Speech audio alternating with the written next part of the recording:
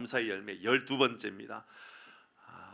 12번째, 벌써 12번째네요. 다음 주까지 우리 계속 진행되게 됩니다. 그 다음 주까지 진행되게 되겠네요. 오늘은 12번째, 감사는 표현이다. 감사는 표현이다. 여러분, 감사는 표현되어질 때요, 진가가 나타나요. 표현되어지는 감사가 진짜 감사요. 여러분, 노래를 부르기 전까지는 노래가 아니다라는 말이 있지요. 노래를 부르기 전까지는 그 노래가 아니라는 말이 있고, 종이 울리기 전까지는 종은 종이 아니다라는 말이 있고, 사랑이 표현되어지기 전까지는 사랑은 사랑이 아니다라고 하는 이야기도 있지요. 축복도요, 감사되어질 때 그게 진짜 축복이 되는 거예요. 물질도 마찬가지고 건강도 마찬가지예요. 감사가 만들어질 때 그게 진짜 풍성한 감사가 되고 축복이 되는 것이죠. 벤투 감독 알아요? 월드컵을 다 보셨나 봐요? 근데 참 신기하죠. 우리나라 경기 끝나고 나니까 별로 관심이 없어지기도 하더라고요. 뭐 다 끝까지 보는 분이 있는지 모르겠습니다만은 벤투 감독도 여전히 다른 나라의 감독에 못지않게 욕도 많이 얻어먹기도 하고 뭐 그래요. 우리나라의 국민 정서가 그런가 봐요. 조금만 못하면 욕을 하고 조금만 잘하면 영웅이 되기도 하고, 그게 우리나라의 국민들의 모습이 좀 아닌가라는 생각이 좀 듭니다. 벤투 감독 좀 열심히 한 것 같은가 모르겠어요. 저는 뭐 제가 축구에 별로 크게 관심이 없어요. 그냥 이 매스컴이 하도 나오니까 알게 된 거죠. 벤투 감독이 이제 월드컵에서 16강에 올라가서 떨어졌지만 16강에까지는 올라갔으니까요. 올라가고 이제 우리나라에 귀국을 할 때에 많은 사람들이 모여가지고 환호를 하고 고생했다고 박수 쳐주고 뭐 사진도 찍고 인터뷰하고 그랬죠. 근데 어떤 한 사람이 벤투 감독에게 뒤에서 큰 소리로 뭔가를 외쳤어요. 뭐라고 말했냐면 오브리가두 벤투라고 외쳤었어요. 뭔 말이죠 그게? 포르투갈 말이에요. 포르투갈 말로 오브리가두라는 말은 감사합니다 벤투, 그 말이에요. 오브리가두. 그러니까 포르투갈 말에 오브리가두라는 말이 그렇게 많이 사용되어지는가 봐요. 이게 포르투갈은 유럽이잖아요. 근데 남미의 이 브라질에서도 브라질 사람들이 가장 많이 쓰는 인사 중에 오브리가두라는 말을 쓴다고 하더라고요. 오브리가두라는 말은 감사합니다라는 말이 감사합니다. 이 포르투갈 말만 이 감사합니다라는 말을 많이 쓰는 건 아니지요. 우리가 뭐 잘 알고 있는 것처럼 이 스페인어로는 그라시아스라는 말 들어봤죠, 그죠? 그라시아스, 그것도 감사합니다. 말 많이 쓴 거예요. 그러니까 식당에서 뭐 밥을 먹고 나올 때든지 뭐 누구를 만날 때도 스페인 말로 그라시아스, 그것은 감사합니다. 일본 말로 뭐죠? 아리가또까지만 말하면 안 된다 그랬죠. 고자이마스를 써야 돼요. 왜냐하면 제가 친구나 나보다 낮은 사람에게는 고자이마스 안 써도 되지만 좀 존경하고 그래도 나보다 좀 높은 사람에게 있어서는 아리가또 고자이마스를 쓰는 게 예의적으로 맞죠. 문맥적으로는 맞다 그럽니다. 미국 사람이 제일 많이 쓰는 말 땡큐라는 말을 쓴답니다. 영어를 사용하는 사람들의 언어를 조사를 해봤대요. 그래서 영어의 단어를 제일 많이 쓰는 단어를 50개를 딱 뽑았더니 그 중에 가장 많이 쓰는 말이 땡큐라는 말이라는 거예요. 땡큐가 제일 많이 썼다라는 거예요. 50개의 단어를 취합해가지고 제일 많이 쓴 게 뭐냐? 땡큐라는 거예요. 땡큐. 28%가 땡큐였대요. 언어 중에 제일 많이 쓰는 영어에 제일 많이 쓰는 단어가 땡큐라는 말인데 28%라는 거예요. 28%는 엄청난 것이죠. 이렇게 많은 땡큐라는 말, 감사합니다라는 말을 많이 쓰고 있는데 유태인들의 격언 중에 여러분 이런 말이 있습니다. 감사라는 말을 아이에게 가르치기 전에는 언어를 가르치지 마라, 이런 말이 있대요. 와, 대단하죠. 유태인들은요, 언어를 가르칠 때 감사하는 말을 제일 먼저 가르쳐라, 그리고 다른 언어를 가르쳐라, 이렇게 이야기한답니다. 어느 날 하나님이 이제 천사를 부릅니다. 두 천사를 불러가지고 숙제를 냅니다. 야, 내가 큰 바구니를 줄 테니까 각각 큰 바구니를 주면서 이곳에다가 한 천사에게 너는 가서 감사를 담아와라, 감사를. 그리고 또 한 천사에게는 너는 이 바구니에다가 기도를 담아와라. 그리고 또 보냈답니다. 그리고 며칠 후에 다시 천사를 불렀더니 세상에 기도라고 하는 하만에는요 넘치더라는 거예요. 기도의 함에 얼마나 기도가 많은지 더 이상 담을 곳이 없을 만큼 기도가 많이 채워졌더랍니다. 다른 이제 한 천사를 불러서 야 너는 감사를 담아 왔을 텐데 얼마나 많이 담았는지 나도 보고 싶다. 그래 바구니를 한번 열어봐라 했더니 감사가 3개 딱 들어있더랍니다. 이러면 이상하지요. 우리가 제일 많이 쓰는 언어가 감사 땡큐라는 말을 쓰고 격언 가운데 감사라는 말을 가르치기 전에는 다른 아이에게 언어를 가르치지 말라고 하기까지 말하면서 실제로 우리의 삶에 감사를 표현하는 것은 굉장히 인색한 삶을 살아가는 게 우리 인생이 아닌가 그런 생각을 해보게 되었습니다. 감사하는 말은 우리가 좋아하고 듣기도 좋아하고 그러나 실제로 감사의 그런 삶을 살아가느냐라는 문제는 별개의 문제가 되기도 하는 것, 그게 바로 우리의 연약한 모습이 아닌가 생각되어집니다. 여러분, 우리 주님은 우리의 감사의 제목을 알까요 모를까요? 우리가 감사한 그 감사의 말을 표현하기 전에 우리 주님은 감사를 알고 계시겠죠, 그죠? 여러분, 우리 주님은 우리가 기도해야만 기도의 제목을 압니까? 기도 안 해도 기도의 제목을 알고 계십니까? 알고 계시겠지? 정확해요? 어떻게 그렇게 아실까요? 성경에 써 있겠죠, 그죠? 맞습니다. 여러분, 성경에 보면 분명히 예수님 우리에게 너희들이 기도한다고 기도 안 한다고 내가 기도 제목을 모르는 게 아니야 말씀하셨어요. 여러분, 우리가 기도하든 하지 않든 기도 제목을 알고 계셔요. 근데 목사님 왜 기도해야 돼요? 그 이야기를 예수님께서 주기도문을 가르쳐 줄 때 이미 말씀해 주셨어요. 주기도문을 할 때요, 우리가 너희들 기도할 때 이렇게 기도해라 라고 말씀하실 때 이미 알려줬던 말씀입니다. 한번 볼까요? 마태복음 6장 말씀입니다. 마태복음 6장에 보면 이렇게 말씀하고 있어요. 8절 9절입니다 8절 같이 읽어봅니다. 시작. 그러므로 구하기 전에 너희에게 있어야 할 것을 하나님이 너희 아버지께서 보세요.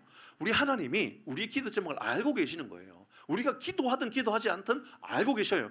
그런데 왜 기도하게 하실까? 그 다음 절이 9절이 바로 주기도문이에요. 너희들 이렇게 기도하라라고 알려줘요. 이러면 알고 계시는데 왜 기도하라고 그 기도 제목을 가르쳐줘요? 이게 신기한 거죠. 9절 같이 읽어봅니다. 시작. 그러므로 너희는 이렇게 기도하라. 하늘에 계신 우리 아버지여. 여러분, 아주 중요한 이야기가 나옵니다. 보시면 우리 주님은 우리의 기도 제목을 알고 계시는데 기도하라라고 이야기하는 것은 하나님과 우리와의 관계 때문에 그래요. 친밀한 관계예요. 뭐라고 기도하라 그럽니까? 너희는 이렇게 기도하라. 하늘에 계신 우리 아버지여. 예수님은 우리에게 이전에 하나님과 인간의 관계에서는 상상할 수 없었던 한 가지를 알려줘요. 뭐냐면 너희들은 하나님을 찾을 때 아버지라고 찾는 거야. 아버지라고 찾는 거야. 여러분, 우리는 하나님을요 아버지라고 부르는 좀 독특한 신앙을 가지고 있는 사람들입니다. 여러분, 종교 가운데 세상에 어떤 종교가 절에 가보세요. 가지 마세요. 가는 게 아니죠. 여러분, 절에 간다고 해서 그들의 신을 향하여서 아버지라고 부릅니까? 세상에 어떤 종교에 자기가 섬기고 있는 그 신을 향하여 아버지라고 알려준 데가 어디 있습니까? 예수님은 우리를 향하여 이렇게 말씀하시는 겁니다. 하늘에 계신 우리 아버지요. 이렇게 가르쳐 주는 것은요, 하나님과 우리의 관계의 친밀감을 위해서 말씀하시는 거예요. 친밀감. 여러분, 자녀가 필요한 것 알지요. 우리가 잘 생각해 보세요. 자녀에게 무엇이 필요한지 알고 있지요. 그러나 자녀가 우리에게 아버지를 향하여 아빠, 저 이거 필요한데 이거 사주세요. 그러면 그 이야기를 듣는 순간 아버지의 마음 안에는요, 내가 아버지구나. 내가 아버지구나. 아들이 나에게 뭔가를 요청하는구나. 이런 그 친밀과의 관계가 회복되어지는 거예요. 그러니까는 아니까 미리 채워주는 것보다 때로는 요청할 때에 그래 제가 아버지를 도움을 청하고 있구나. 그것은 깊은, 여러분 다른 세상에 가가지고 삼촌한테 삼촌 저 필요해요. 뭐 사주세요. 이러면 한 번은 가능할지 모르지만 두 번, 세 번 어떻게 그러겠어요. 이웃 아저씨한테 가가지고 아저씨 저 이거 필요한데 이거 사주세요. 할 수는 없잖아요. 그렇죠? 그러니까 하나님은 우리에게 기도를 통하여 친밀한 교제의 삶을 살아가기를 원하시는 거죠. 감사가 바로 그런 겁니다. 하나님은 우리의 감사 제목을 모르는 게 아니에요. 친밀한 하나님과의 관계 속에 있기를 하나님 우리에게 원하시는 것이지요. 여러분, 오늘은 여러분 삭개오의 이야기를 통하여서 우리가 하나님 앞에 어떻게 감사를 표현할 수 있는가에 대한 말씀을 좀 나누고자 합니다. 여러분, 감사를 표현할 때 감사는 더 큰 은혜와 복으로 여러분 역사되어집니다. 표현되어지는 것이지요. 삭개오에 대한 이야기 너무 잘 알고 많은 성도님들이 수없이 많이 들었지 않았겠습니까? 여러분, 저는 삭개오라고 하는 이 사람을 한 줄로, 한 문장으로 요약해서 설명한다 그러면 돈밖에 없는 사람 아닐까, 저는 그렇게 생각했습니다. 돈밖에 없는 사람. 여러분, 돈도 있는 사람은 좋은 거지요. 돈도 있으면 좋겠고요, 건강도 있으면 좋겠고요, 관계도 있으면 좋겠습니다. 그런데 인생이 가장 불쌍한 사람이 있는데 어떤 거냐면 돈밖에 없는 사람이에요. 관계가 없어요. 만남도 없어요. 주변에 사람도 없어요. 돈밖에 없는 거죠. 삭개오가 그랬던 사람입니다. 이 사람 가장 불쌍한 사람이죠. 삭개오는 돈은 참 많이 있었을 것입니다. 이런 당시에 이 세리장이라고 하는, 세리라고 하는 사람이 어떤 사람이었습니까? 여러분 이미 들었을 이야기겠지만 간단하게 말씀드리면 이런 이야기 아닙니까? 당시에 세리라고 하는 사람들은 단순히 그냥 사람들이 세금을 내는 것이 되는 게 아니라, 여러분 이미 세리가 될 때는 어떻게 하느냐면 국가에, 여러분 이게 경쟁 입찰을 하는 거예요. 경쟁 입찰. 독특하죠? 예를 들어서 하남에 내가 세리장이 되겠다 그러면 국가에 입찰을 하는 거예요. 이번에 하남에서 이 세금을 제가 5천억을 내가 걷어들이겠습니다. 그러면 또 다른 사람이 나는 5천억 5천억에 100만 10만 원을 더해서 하겠습니다. 그러면 최고 입찰한 사람이 낙찰되는 거예요. 그러니까 그 사람에게 세리장을 맡기는 거예요. 그러면 당시의 분위기를 볼 때에 이 삭개오는 어떤 사람이냐면 공공의 적이 되는 거예요. 왜냐하면 여러분, 그렇게 나라에 5천억을 내가 입찰을 해가지고 세금을 걷어들이겠다 그러면 사람들에게는 5천억만 걷어들이겠습니까? 그죠? 6천억이든 7천억이든 마음껏 베풀어버리는 겁니다. 그냥. 근데 그게 삭개오였던 거죠. 당시에 그래서 삭개오 이 세리에 대한 인식은 어떤 인식을 가지고 있었느냐 하면, 당시에 이런 이야기들이 있습니다. 당시에 거지들도 세리의 돈은 받지 않는다, 이런 말이 있었습니다. 거린들이요, 세리가 주는 돈은 안 받는다. 얼마나 당시의 세리에 대하여 안 좋은 이야기들이 많이 들려졌는지를 알 수 있는 이야기죠. 그런데 예수님이 이 마을에 왔다는 얘기가 들리거든요. 한 번도 만나본 일이 없었지만 소문으로 듣던 예수님이 우리 동네에 온다는 얘기예요. 그래서 삭개오가 뛰어나가 봅니다. 그리고 나무 위에 올라가서 한번 봐야만 되겠다. 그래서 나무 위에 올라갔더니 예수님께서 삭개오야, 내려와라. 내가 너희 집에 오늘 유하여야 되겠다. 너희 집에 가야 되겠다. 충격에 빠진 겁니다. 왜냐하면 이전에 우리 집에 방문하는 사람은 분명하게 돈 때문에 오는 사람 외에는 없었을 겁니다. 그러니까 세금 좀 깎아달라는 거죠. 이번에 세금을 좀 감면시켜달라고 하는 그런 사람들만 모여들었을 겁니다. 그런데 예수님께서 내가 너희 집에 거할 테니까 빨리 내려와라. 그 말을 들었던 삭개오의 마음 가운데는 충격에 빠졌을 겁니다. 내가 죄인인데 사람들은 나를 무시하고 난 돈밖에 없는 사람이라고, 돈만 받기는 사람이라고 다들 그렇게 이야기하는데 우리 집에 거하겠다고? 이게 무슨 일이지? 그런 마음이 분명히 들었을 것입니다.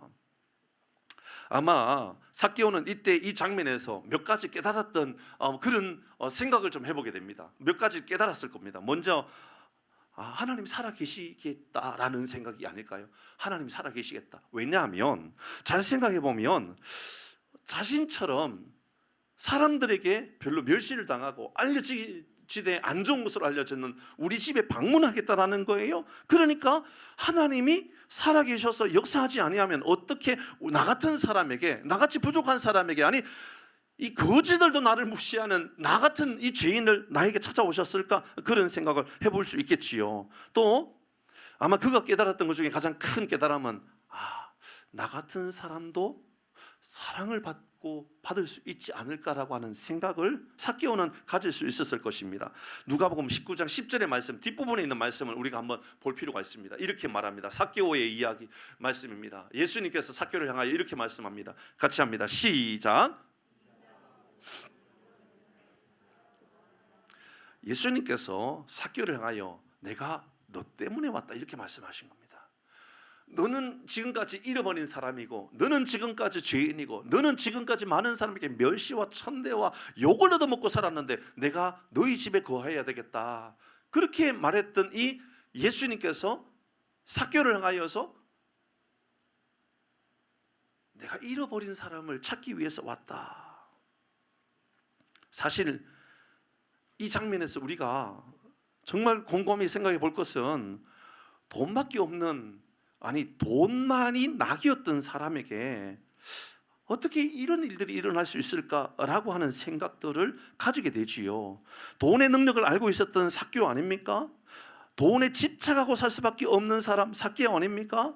사람들에게 무시를 당하고 살아갈 수밖에 없었던 그 사람이 바로 삭개오였습니다. 자, 이렇게 예수님께서 삭개오에게 다가왔을 때에 우리는 이렇게 말할 겁니다. 너무너무 감사하다. 우리 집에 방문해 주시더니, 예수님 감사합니다. 우리 집에 방문해 주시니. 그런데 그렇게 말하는 장면이 있나요, 없나요? 없지요. 없습니다. 여러분, 삭개오의 이야기 가운데 예수님 감사합니다, 우리 집에 방문해 주시니, 이게 얼마나 감사한 일입니까? 말하지 않아요. 그런데 말하지 않는데 표현하고 있는 것이 있습니다. 그게 뭐지요? 이렇게 말했지요.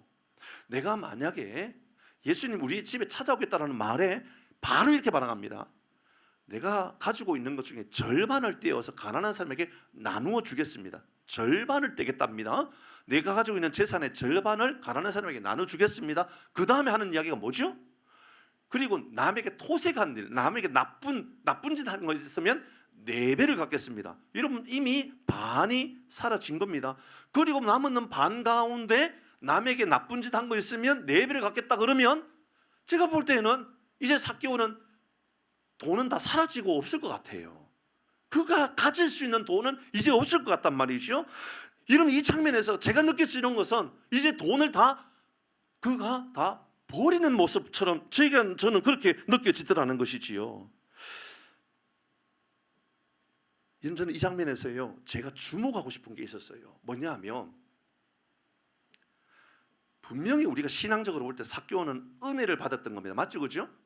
은혜를 받고 있는 장면입니다. 예수님께서 우리 집에 찾아오셨습니다. 내 인생에 찾아오셨습니다. 내가 구원을 받았습니다. 은혜를 받은 겁니다. 맞죠? 그죠? 은혜를 받았으니 그 다음에 삶의 변화가 나타났다. 이게 상당히 일리가 있죠. 우리의 삶을 한번 돌아보는 겁니다. 은혜 받으면 삶의 변화가 나타납니다. 맞죠? 그죠? 맞나요? 맞습니다. 은혜 받으면 삶의 변화가 나타납니다. 그런데 오늘 본문의 말씀해 보니까 삭개오는 은혜 받았으니 변화가 나타나는데, 이 변화가 어떻게 시작되느냐면 표현함으로 말미암아 변화가 이루어져 가는 거예요. 표현함으로 말미암아. 어떻게 표현합니까? 주님, 내가 지금 나쁜 짓 한 것에 대해서, 내가 나쁜 짓 한 것에 대해서 제가 나누고 베풀고 섬기도록 하겠습니다라고 하는 이러한 모습을 통하여서 예수님께서 이렇게 말씀하신 거죠. 구원이 이 집에 이르게 되었다라고 말씀하셨습니다. 여러분, 잘 기억해 보셔야 됩니다. 이런 표현인 거예요. 은혜 받았으니까 예수님께서 구원이 이 집에 이루어졌다, 이게 아니라고요. 은혜 받았으니까 구원이 이루어졌다, 맞습니다, 분명히. 그런데 삭개오를 향하여서는 은혜 받았으니 구원이 이루어졌다라는 표현이 아니라, 은혜 받았던 그가 삶의 변화가 나타나는데, 어떻게 변화가 나타나느냐 하면, 주님, 제가 삶에 이런 결단합니다. 표현을 하겠습니다. 주님, 내가 이 사랑을 그대로 나누겠습니다. 다 베풀면서 살겠습니다. 그렇게 표현함으로 말미암아 예수님께서 이렇게 말씀하신 거예요. 오늘 구원이 이 집에 이르게 되었다. 이러면 정리해 보면 이런 이야기입니다. 교회 나와서 예배 드렸어요. 그래서 우리에게 은혜가 임한 거지요. 맞습니다. 그죠? 은혜가 임한 겁니다. 근데 예수님은 우리에게 이렇게 말씀한 겁니다. 그것으로 인하여서 네가 구원이 이르렀다라고 말하지 말고, 구원이 이르렀다라고 하는 것은 삶으로 표현되어질 때에 내가 구원이 이르렀다 말할 수 있는 거야, 이렇게 느껴지더라는 거죠. 여러분 어떻습니까? 여러분 구원을 받았기 때문에 표현하고 살아가십니까? 예수를 믿고 표현하십니까? 어떻게 표현하고 계십니까? 말로 주님, 내가 구원받은 사람이 되었으니 얼마나 감사합니다, 감사한지 모릅니다, 그렇게 표현하십니까? 여러분의 얼굴은 어떻습니까? 얼굴로 표현이 나타납니까? 내가 구원받았으니 이제는 다른 얼굴을 가지고 살아가야지, 그런 얼굴의 표현들이 좀 달라졌습니까? 혹은 또 다른 행동은 어떻습니까? 삭개오는 내가 구원을 받았고 내가 우리 예수님께서 내 가정에 찾아왔으니 너무너무 감사해요. 그 감사가 넘쳐남으로 말미암아 제가 이렇게 섬기겠습니다. 그게 아니라고요. 예수님은 삭개오를 향하여서 구원이 이루게 되었다라고 하는 그 장면은 그의 삶의 표현에 대하여 말씀한 겁니다. 표현에 대하여. 저는 이 말씀을 묵상하면서 우리에게 이런 결단을 가지게 되었습니다. 여러분은 어떤 결단을 하고 어떻게 표현하고 살아가고 계십니까? 어떤 사람은요, 제가 찾아본 자료에 의하면 초대교회에 기록한 클레멘트 교훈집이라고 있는데 그 클레멘트 교훈집에는 삭개오에 대하여 이렇게 기록하고 있습니다. 훗날 삭개오가 베드로를 따라다니게 된다. 그리고 베드로를 열심히 따라다니면서 전도 여행, 선교사의 삶을 살아가다가 나중에 훗날 삭개오는 이 가이사랴 지역의 감독이 된다, 목회자가 된다. 그렇게 문서에 기록되어 있어요. 그러니까는 그전에는 돈밖에 없던 사람, 돈만 쫓아갔던 사람이었는데 이것을 하나님 앞에 표현한 겁니다. 그러니까 은혜에 표현한 거예요. 표현한 이후에는 다른 삶을 살게 되었다라는 거죠. 그러니 여러분 믿음은 다른 삶의 결단의 모습이 나타나야 되는 거예요. 은혜 받았다라고 하는 것은 예배당 안에서 끝나는 신앙이 아니라는 거죠. 삶의 자리까지 가야 된다라는 거죠. 자, 이제 우리 한번 우리의 삶을 좀 결단해 보십시다. 우리의 삶으로 예수 믿고 은혜 받고 이제 감사함을 여러분은 어떻게 표현하고 있습니까? 첫 번째는 여러분 표정으로 감사를 표현할 수 있을 겁니다. 옆에 있는 분 얼굴 한번 보겠습니다. 그냥 얼굴 봅니다. 옆에 다 얼굴 한번 보세요. 그냥 이건 제가 설교 원고에 써놓은 거예요. 얼굴 한번 보세요.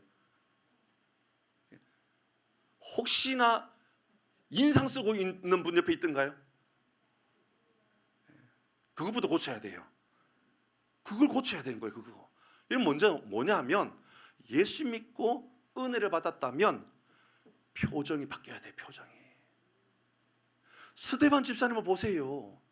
돌에 맞아 죽는 죽음의 순간까지도 천사의 얼굴을 가지지 않았습니까? 그래서 우리가 그 인사하는 거예요. 당신의 얼굴 보니 천사의 얼굴처럼 보입니다라고 하는 것은 여러분 표정부터 좀 바꾸십시다. 여러분 얼굴이 이렇게 바뀌어야 되는 거예요.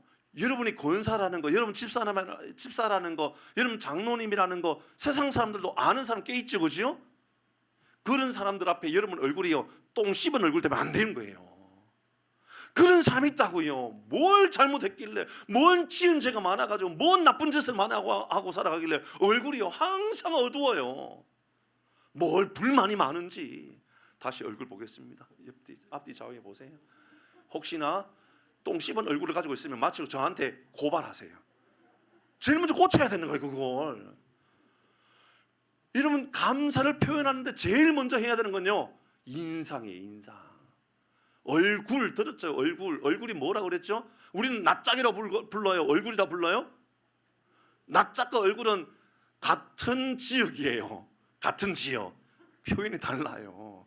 낯짝도 두껍다. 그럼 나쁜 말을 쓸 때 낯짝 쓰잖아요. 그죠? 얼굴은요.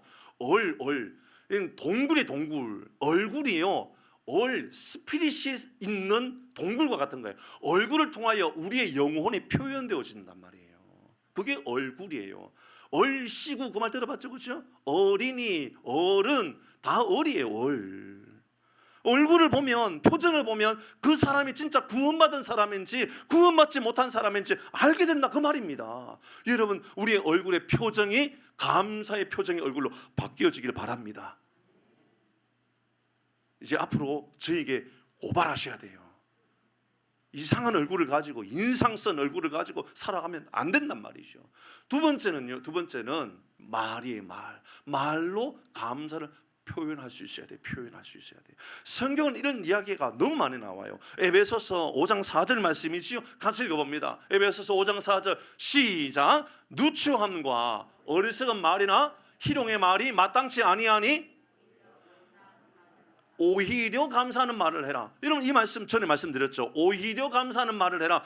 환경은 감사할 수 없다 그 말입니다. 환경은 분명히 누추함과 어리석음과 누군가가 나를 힘들게 하고 고통에 빠지게 하는 비난의 말들이 많이 들려오는데 그때 나도 똑같이 비난하고 똑같이 나도 어리석은 말을 하고 그렇게 살지 말고 오히려 감사하는 말을 해라. 그 말은요 삶의 말을 바꾸라 그 말입니다. 감사의 말로 바꾸라는 것이지요. 여러분, 자랑하는 것도요, 여러분 하나님을 자랑하는 것도요 감사의 표현이 될 수 있습니다. 시편 20편 7절 말씀입니다. 같이 읽어봅니다. 시작. 어떤 사람은 병거, 어떤 사람은 말을 의지하나 우리는 여호와 우리 하나님의 이름을 자랑. 여러분, 내가 하나님의 이름을 자랑합니다. 그 말은 내가 하나님께 감사합니다. 그 말입니다. 이 이야기에 대해서 구체적으로 시편 44편 8절의 말씀에 보니 이렇게 말합니다. 시작. 우리가 하나님께 감사하는 방법이 뭐라고요? 자랑하는 거라고. 하나님의 이름을 자랑하는 거라고. 하나님이 내게 은혜를 주신 거라고. 하나님이 내 편이 되어 주신 것이라고. 하나님께서 내게 이렇게 해결해 주신 것이라고 말하는 것이지요. 여러분, 역대상 16장의 말씀에 보면 언약궤, 여호와의 궤가 다윗성으로 들어오는 장면이 나와요. 그때 다윗이 너무너무 감사해가지고 춤을 추면서 너무너무 감사한 표현을 이렇게 표현하고 있습니다. 역대상 16장 7절 말씀을 같이 읽어봅니다. 다윗이 얼마나 감격스러운지 이렇게 말하죠. 시작. 그날에 다윗이 아삽과 그의 형제를 세워 먼저 여호와께 감사했다라고 말합니다. 그 다음 절에도 또 나옵니다. 8절 시작. 너희는 여호와께 그의 이름을 불러 아뢰되 그가 행하신 일들을 만민 앞 중에 알릴지어다. 만민에게 알리는데 감사함으로 알린다. 그 말을 하지요. 그리고 8절의 말씀에 그에게 노래하며 그를 찬양하고 그의 모든 기사를 전할지니라. 그 다음입니다. 10절 이렇게 말합니다. 시작. 그의 성호를 자랑하라. 여호와를 구하는 자마다 마음이. 이러면 보세요. 다윗이 여호와의 언약궤가 들어올 때에 다윗의 성에 들어올 때에 너무너무 감사하는데 이렇게 말한 겁니다. 여호와의 성호 그 이름을 자랑할지니라. 그럼 어떤 일이 일어난다? 마음이 즐거울지로다. 사랑하는 성도 여러분, 하나님께 은혜에 감사하고 표현하고 살아가면 하나님 우리에게 주시는 복이 있는데요, 마음에 즐거움이 생길 것입니다. 우리의 삶에 이런 즐거움이 모두에게 충만하기를 주의 이름으로 축복합니다. 그래서요, 시편 34편 1절 2절 말씀에 보면 여러분 중요합니다. 보세요. 1절 표제 읽지 말고 밑에 있습니다. 내가 시작. 내가 여호와를 항상 송축하며 내 입술로 항상 주를 찬양하리로다. 2절입니다. 시작. 내 영혼아 여호와를 자랑하리니 곤고한 자들이 이를 듣고. 보세요. 감사합니다. 감사합니다가 아니라 하나님이 하셨습니다. 하나님의 은혜 베풀어 주셨어요. 하나님이 나를 도와주셨어요. 그렇게 하나님의 이름을 자랑했을 뿐인데 이 일로 인하여 기쁨이 넘쳐난다고 이야기해요. 그러면 이 시를 다윗이 언제 썼습니까? 1절로 다시 돌아갑니다. 1절 보세요. 표제요. 다윗이 아비멜렉 앞에 미친 채 하다가 쫓겨나서 지었던 시라고 이야기합니다. 좋을 때 쓴 시가 아니라고요. 너무너무 일들이 잘 돼가지고 이런 말을 한 게 아니에요. 상황은 너무너무 아픈 거예요. 몸도 안 좋고 병원에서 수술해야 된다 그러고 몸은 너무너무 아픈데 자녀들도 뭐 되는 게 없는 것처럼 보여지고 이럴 때에 특별히 내가 욕을 얻어먹고 있고 미친 채 하면서 옆에 알죠? 이 미친 채는 그냥 미친 채가 아니고 침을 옆에 질질 흘리고 있는 그 장면이에요. 그때 여러분 다윗이 했던 방법은요, 여호와의 이름을 자랑할지로다. 하나님께 모든 영광 올려드립니다. 그렇게 말했더니 그의 삶에 즐거움이 임하게 되었다. 사랑하는 성도 여러분, 감사를 표현하고 살아가면 즐거움이 우리의 심령에 임하게 되는 줄 믿습니다. 한 가지만 더 하고 말씀 마무리하려고 합니다. 여러분, 첫 번째는 표정 좀 바꾸세요 했죠. 두 번째는요, 말도 바꾸셔야 돼요. 세 번째는요, 삶이에요. 삶. 그것은 드림이라고 하는 삶의 모습으로 나타납니다. 여러분, 작은 선물도 사람들에게 마음을 기분 좋게 하지요. 주윤발 아시지요? 아세요? 주윤발? 홍콩 배우 주윤발. 여러분, 지금보다도 한 20년 전에는 얼마나 대단한 인기였었어요. 그렇죠? 주윤발. 지금부터 한 4, 5년 전 2018년도지요. 2018년도에 기자들 앞에서 이 주윤발이 이상한 이야기를 해요. 내가 가지고 있는 모든 재산을 다 기부하려고 그럽니다. 그 재산이 얼마쯤 되었죠? 맞아요. 8천억. 8천억. 지금 시세로 따지면 훨씬 더 비쌀 거예요. 근데 8천억이 넘는 돈을 그게 뭐 대략 99%의 재산이랍니다. 99%의 재산을 다 기부한 겁니다. 기부하면서 그가 이렇게 말합니다. 이건 내 것이 아닙니다. 잠시 내가 가지고 있을 뿐이지 이것은 결국은 내가 언젠간 떠나보내야 될 일입니다. 그러니 제가 지금 미리 이것을 떠나보냅니다. 이렇게 이야기합니다. 그러면서 내가 잠시 보관하고 있을 뿐이다 라고 말하는 이유에 그가 하는 말이, 인생에서 내가 돈을 버는 것, 이게 진짜 힘든 일은 아니었더라. 진짜 힘든 것은 돈을 보관하고 돈을 벌고 이게 힘든 것이 아니라 내 마음 안에 평안함을 유지하는 것, 이게 진짜 힘든 일이더라. 내 마음 안에 마음의 평안함을 잘 유지해 가는 것, 이게 힘든 일이었고, 그 다음에 이렇게 말합니다. 내 꿈은 매우 단순한 행복을 유지해 가는 것, 이게 진짜 내 꿈이다. 이렇게 이야기한 겁니다. 주인발은 크리스찬이 아닙니다, 여러분. 예수 믿는 사람이 아니에요. 근데요, 진지하게 내 인생을 돌아보는 그런 사람들 가운데는요, 이렇게 재물에 끌려다니는 것이 아니라 재물까지도 내가 다스릴 수 있는 능력, 힘이 만들어지더라는 거죠. 그래서 여러분, 우리는 오늘 다시 삭개오로 돌아가게 되는 겁니다. 삭개오의 말씀을 다시 여러분에게 드려보지요.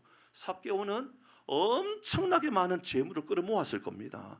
뭐 얼마나 많은 재물이었는지 저는 알 수가 없어요. 그러나 그가 4배나 갚아도 된 만큼 많은 재물을 가지고 있었던 것은 분명할 겁니다. 그렇겠죠, 그렇죠?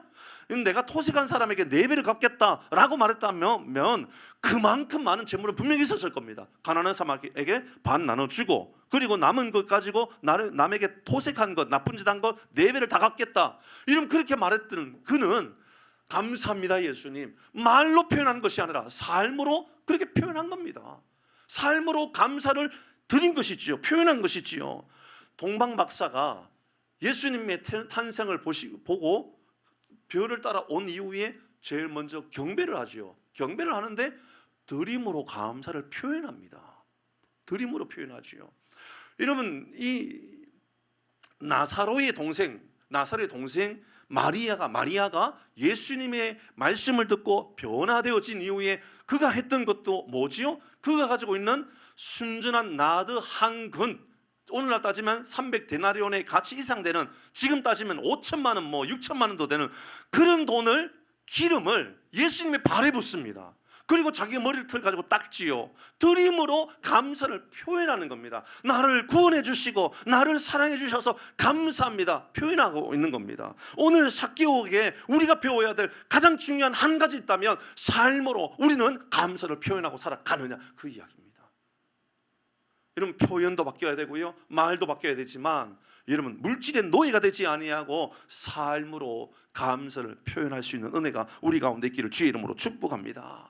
예수님께서요, 이 말씀 바로 앞에 누가복음 17장, 오늘 19장 아닙니까? 17장에서 10명의 나병 환자를 고쳤죠. 10명이 고쳤었는데 9명은 자기 갈 길 다 가버리고 한 명만 돌아왔는데, 그 한 명이 사마리아 사람 아닙니까? 예수님께서 그 사마리아 한 사람에게 나머지 9명은 고침받지 않았느냐? 그들 어디 갔느냐? 왜 표현하지 못하고 살아가느냐? 왜 나음 받았음에도 불구하고, 은혜 받았음에도 불구하고 왜 감사를 표현하지 못하고 살아가느냐라고 책망했던 겁니다. 삭개오는 이 성탄 앞에 우리에게 주는 교훈이 매우 크다라고 저는 생각합니다. 구원의 은혜가 임한 우리의 삶에 나는 감사를 표현하는 사람입니까? 아니면